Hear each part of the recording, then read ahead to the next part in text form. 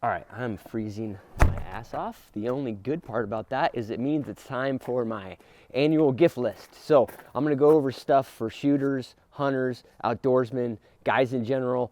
All this stuff is things that you don't need, your husband doesn't need, your boyfriend doesn't need, but you're gonna buy them stuff anyways. You're gonna buy shit for yourself anyways. So it might as well be good shit. This stuff is based on a bunch of guiding. A lot of it's new, some of it's repeats from old gift lists, but it's all good stuff. We're gonna start off with the shooting stuff.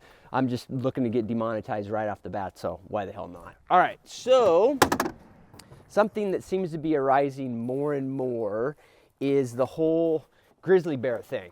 So a lot of guys now, Montana, Idaho, Wyoming, that are elk hunting, they're having to deal with grizzly bears in the areas, and the reality is it seems like every week there is somebody getting mauled, and really that's really not that big of an exaggeration. It's like a thing now. You need to be prepared for that. So I'll show you guys a couple of gifts that are related to that. So if you're looking for bear defense stuff and you carry like a single stack 45, or or even like a lighter pistol like a Glock 19, this will work for you. And what this is this is from Gunfighters Inc.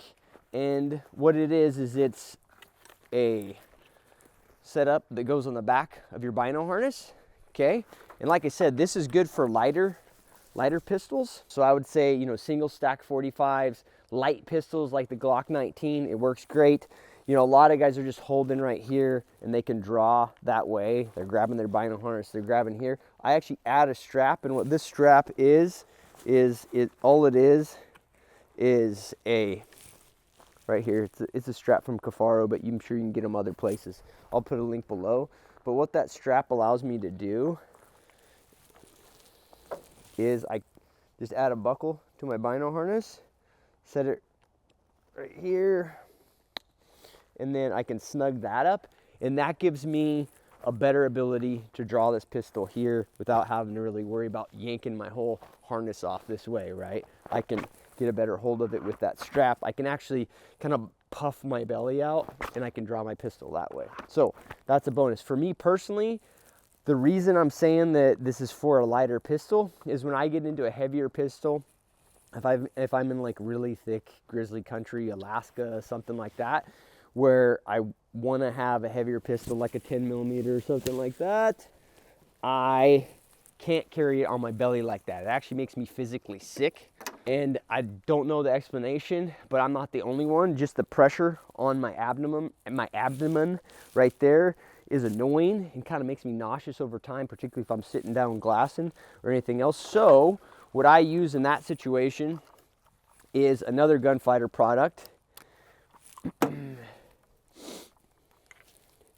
This is their Kenai holster. And this is really counterintuitive for a lot of guys, in the sense that they think it's not going to be usable underneath a bino harness, but it is. No problem at all. Obviously, I've got a pistol on that one, so I'll clip away and show you this under a bino harness and how it works. But this is what I use for carrying a bear defense pistol if I'm carrying a heavier pistol. So in this case, this is a SIG 10mm. Goes right here, and then I actually put the harness on top of it. And I actually find this easier to draw. There's a little discomfort because obviously I've got the bino harness on top of it, but that extra weight actually makes it a little bit easier to draw. It's kind of intuitive for me to go right here and draw here. I have almost no movement that way. With the harness there, even if I don't grab here, I can still get to that pretty easily, and it comes out. One thing nice about these harnesses is they thought about having multiple layers back here. So your bino harness straps on top of this, or your backpack straps on your back right here. So you can see that all the adjustment buckles and the sliders, they can come forward enough where you don't have double layering of a bunch of buckles, because that's really what gets uncomfortable over time. So that is stuff on the bear defense side. Those are great gifts now. It doesn't seem like that's going to go away anytime soon. And I was very hesitant to carry a pistol for a long time. I've spent a lot of time in grizzly country that I still didn't carry a pistol. Nowadays, with the increased attacks, particularly in the States, I am wearing one more and more. So I think more and more people are going to get into that mode. So another thing on the shooting front that I've been using a ton, this is going to be no news to you guys, but this is the Garmin Chronograph. This thing, I don't care if you're a rifle guy, archery guy, PCP air rifle guy, it doesn't matter. This is the best chronograph. I have other chronographs. I have old school chronographs. I have big expensive chronographs from over the years. I use them historically way less than I do this one, just because the setup is so much easier with this one. In terms of rifle shooting, all you gotta do is set this thing next to the rifle, boom, boom, and you're getting speeds, right? Shooting over it with a bow is cake. You don't have to shoot through a little area. You don't have to get it up on a tripod exactly. You just have to shoot, I think, but you know, within like a foot to 18 inches or a foot to 20 inches above the chronograph. So just stick it on a little tripod or whatever. It's just easy to use, and that's why it's worth I think they're $450, $500. But let's see, another gift here. Oh, light. So a simple light for your pistol, for your rifle.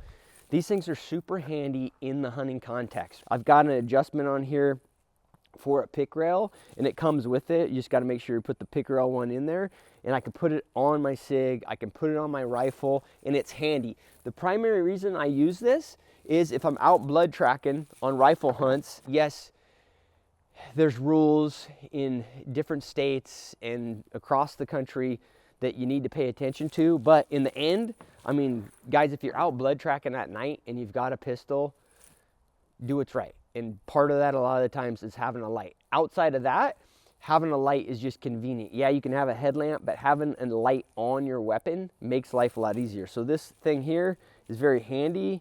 Stick it on the rail of my pistol right here. Got my gloves on because it's so freaking cold right now. But right there, snug that puppy up. There we go. Okay, here, continuous, momentary, right? Easy. I can take it off this pistol.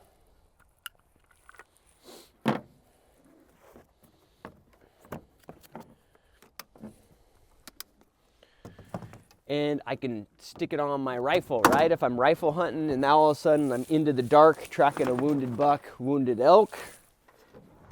On all my rifles, I have a pick rail on the forearm of the rifle. And this is one of the reasons for a light. I mean, the primary reason is my bipods use a pick rail too. But you can see here, all I'm gonna do, take that light,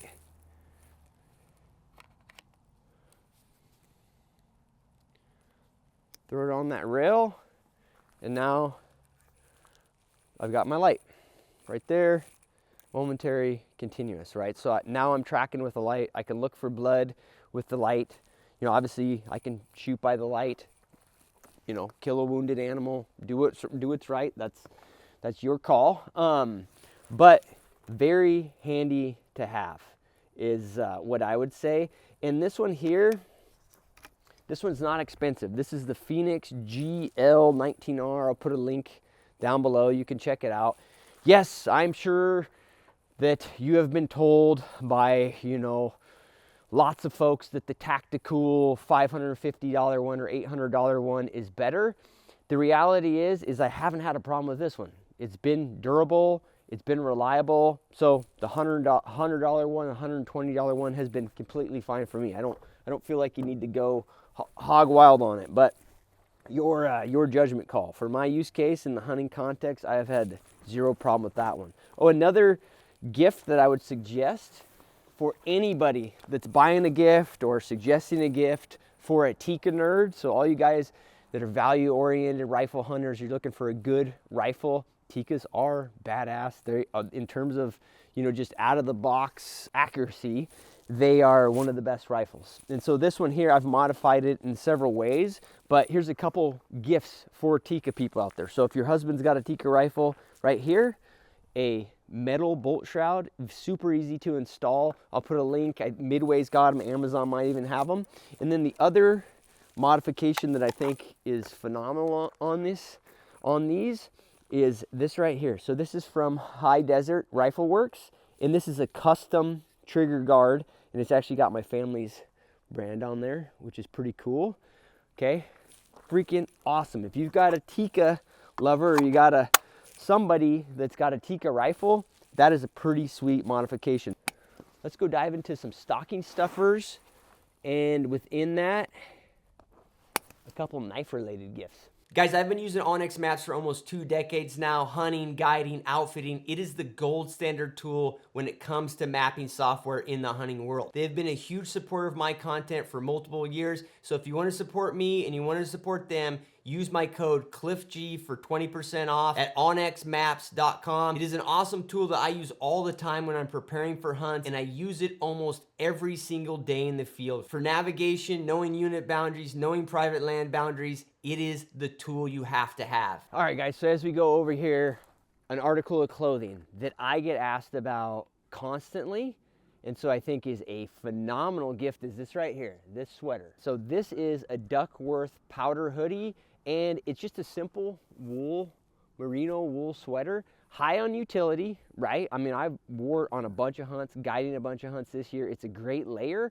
I wear it as an outer layer when it's not that cold, and it fits under other heavier layers when it is really cold. So it's awesome on that front. And then obviously, outdoorsmen, hunters, guys, they like the look of it, or I wouldn't get asked so much about it. I'm not a fashionista by any means, and yet I get a ton of questions about this sweater. So the Duckworth powder hoodie. Okay, stocking stuffers. You can't go over stocking stuffers for an outdoorsman without going over some knives. So the first one I'm going to go over is one that I've recommended many times, including this cross draw sheath. Hey, it just looks cool. I mean, look at that right there, okay? But it does have some utility, right? A guy can wear it across his back right here on the side. If he's wearing a bunch of different layers, he's gonna prefer that over the sheath that goes straight up and down, because he won't get his jacket constantly stuck on the tip. When he's sitting down in the truck, it's not hitting there and pushing up on his belt. So a cross draw sheath is pretty cool. Luckily, this cross draw sheath, and I'll put a link to it, it works on this knife, a Buck 113. This knife is probably the knife that I have recommended the most in terms of just an all-around utility knife for hunters, and they run, I think, around $100, so they're a pretty damn good deal. Now, I've loved that knife so much that it was the inspiration for my knife, Cliff's Hunter. Okay, you're gonna see very similar blade shape, but there's a significant difference, and that's in the handle, right? The handle is quite a bit bigger on my knife versus the Buck 113. I think that's massive improvement in terms of just usability. The reality is, for most guys, the Buck 113, and honestly most all-around hunting knives out there that are sold, the handle's too small. The reason that they sell it like that is it's just the aesthetics of it, right? And the balance of the knife. Well, I can tell you, if you're actually getting shit done, you need a bigger handle. So you can see that it's bigger in terms of the length, and it's bigger in terms of the width. And on Cliff's Hunter, it's got some contour built in. Outside of that, this knife is just higher quality materials. They're custom made. They're made individually by a guy in Canada that does it for me. I love these knives. This one in particular, I like the Cocobolo handle on it. All of them are Cocobolo. They all have different colors. I like this color, and that's why I've actually got it set aside for my son's 12-year birthday, which is very far away. But I'm still just, I just love that knife, and I can't wait to give it to him. Now, obviously, the negative of Cliff's Hunter versus the Buck 113 is the price. This knife is $350. This one is around $100. So both are great knives. Like I said, the sheaths are interchangeable because the blade profile is so similar, right? So either way, those are a freaking epic stocking stuffer for any hunter, any outdoorsman. Now, another knife that I've got to recommend, I get a lot of custom knives sent to me, and I appreciate everybody who sends them to me, but there's a couple of them that just blow me away, and one honestly was the original prototype of Cliff's Hunter that was sent to me. That's why I went ahead and did that with the guy who made those because it was just such a cool knife to get a feel for.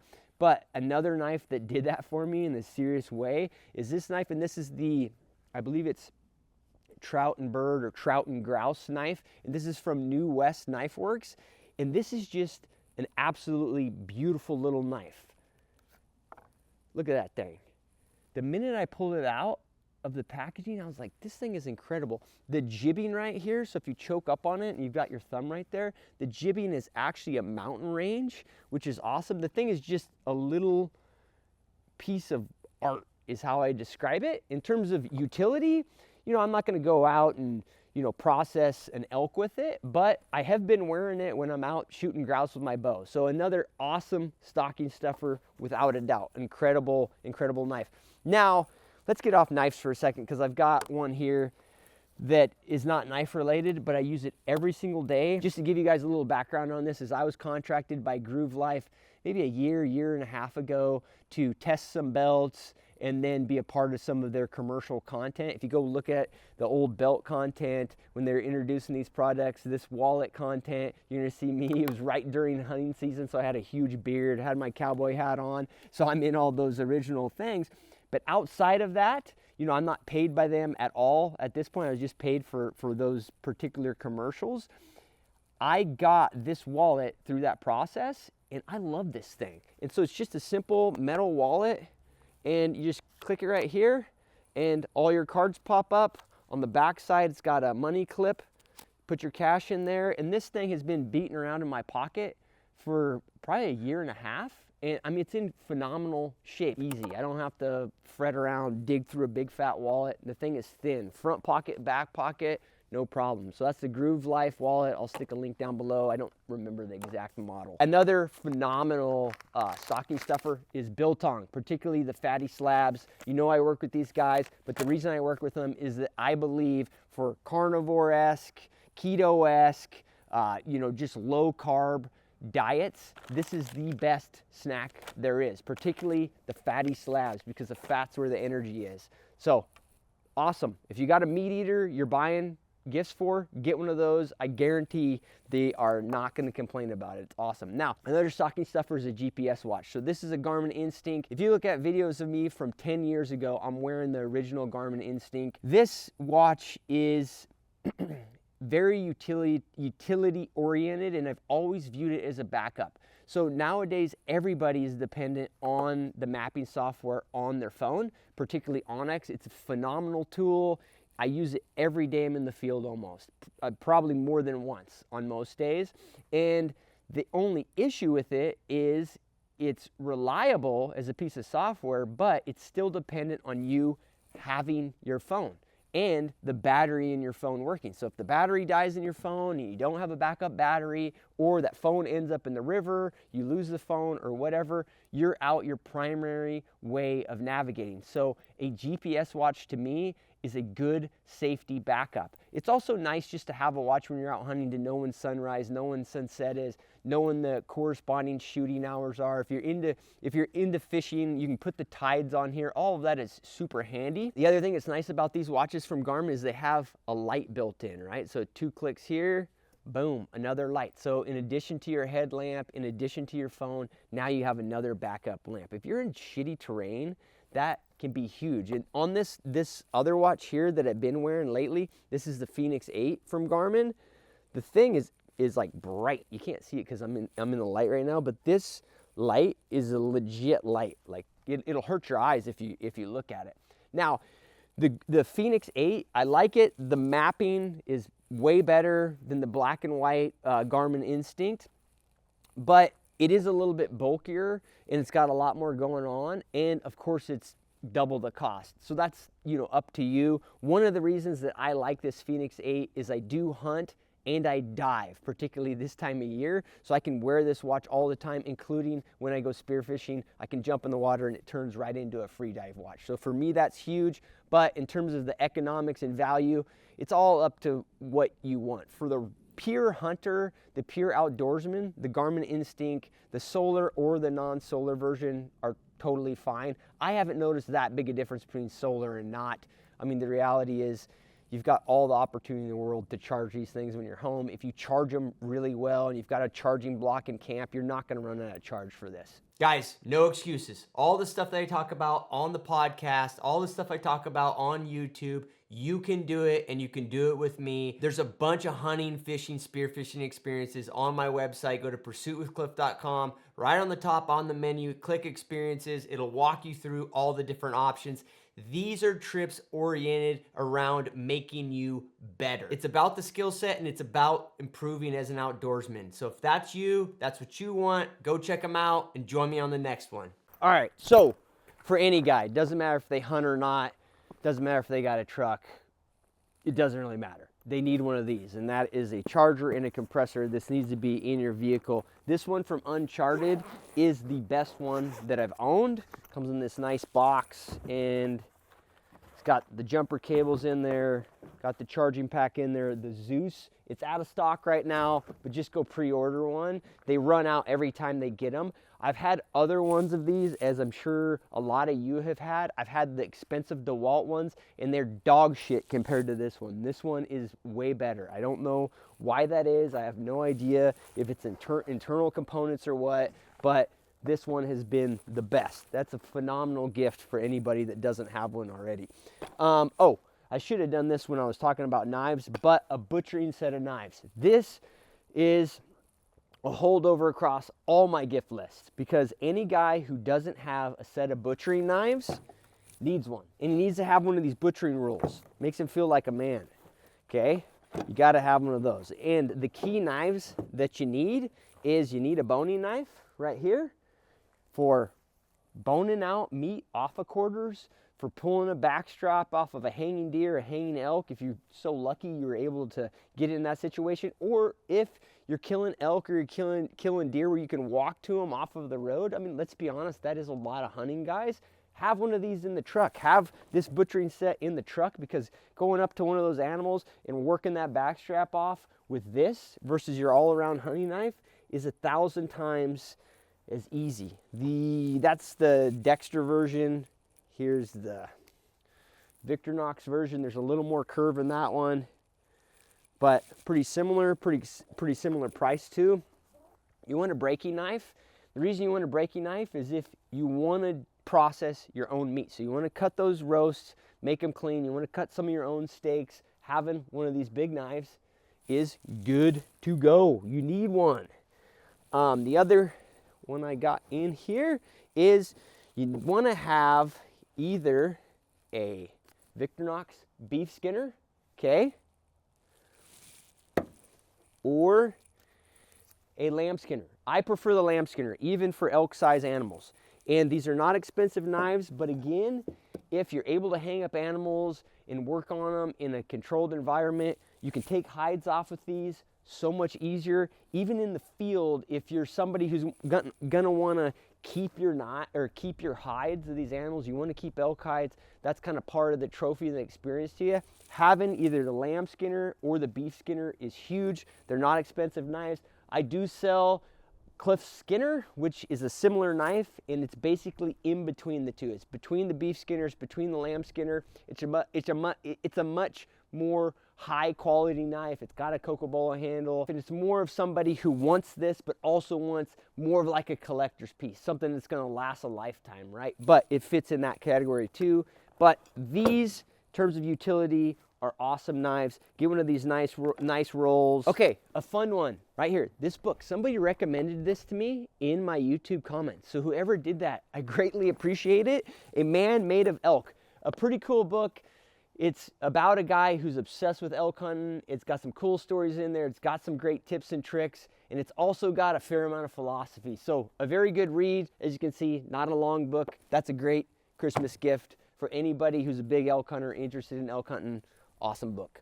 All right, Barefoot boots. These are the Jim Greene boots. The close second to these for barefoot boots that work in the hunting world are the limbs, but these are substantially better. There's quite a bit of a gap there. So these boots, I would never think that I'd be a guy telling you to buy barefoot style boots for a hunter, but I guided with those a lot, and I guided with them in quite a bit of varied terrain.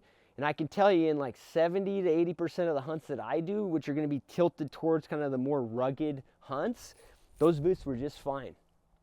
It made me realize that I have been over booted in the vast majority of my hunts. And the reason there's a negative there is, one, comfort. After a day of using these, my feet just aren't as sore and aren't as just worn out.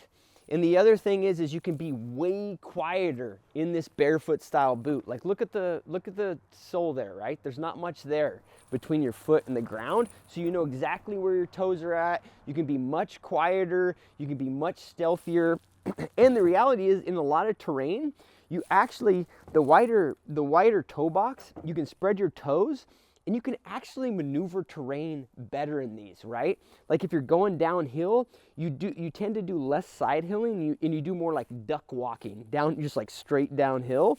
So once you learn how to use them, they work great for that. Now, am I going to take them on a mountain goat hunt where I have to side hill? I need that stiffness in my ankle, and I need, the extra support up my calf. No, these aren't going to hold up. In the other scenario, I'm not going to use them as if I'm having to pack a really heavy pack much at all. So sure, an elk quarter for a mile, no problem. I did that several times with these, but backpacking around with a 30, 40, 50 pound pack for 7 days, no way. And the reason is because there's not much sole there, so it just feels like whenever you get much weight on there, you feel like you're basically walking barefoot, and in that particular case, that's a negative. But outside of that, these are a great gift for somebody.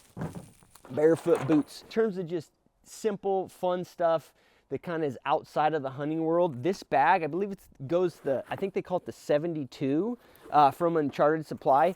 It's a dry bag, all right, with a nice backpack mini kind of frame going on here, right? So there's a lot of dry bags out there that just have a couple straps, and that's great, but they're not very comfortable at all. These are that plus some, right? So it's not overly complicated, but there is a little bit of some padding here, that sort of thing. This is my go-to carry-on bag now when I'm traveling through the airport. I can put stuff in there, one simple bag, right? I can roll it up. It doesn't matter where I'm going. If I'm going to Alaska and I get off the commercial airplane and then this thing sits outside the little puddle jumper FBO and it's getting rained on, hailed on, snowed on, I don't have to worry about it because it's a dry bag and I'm not losing anything. It's simple. It's not heavier than another carry-on. I freaking love this thing. And the other thing is it's economical. I think these are like $115, $120 or something like that. So a badass gift. Guys, that's it. I don't want to hear the comments about me shilling shit, shilling product or whatever. All of this stuff is stuff that I have used. And the thing is you guys love buying shit. That's why I do videos like this. I want you, because you're already going to buy stuff, you might as well buy stuff that is good shit, that has been used in the field and is a good use of your money or people who are buying gifts for you. So I hope you enjoyed it. Go check out last year's gift list for other ideas. I will catch you guys later.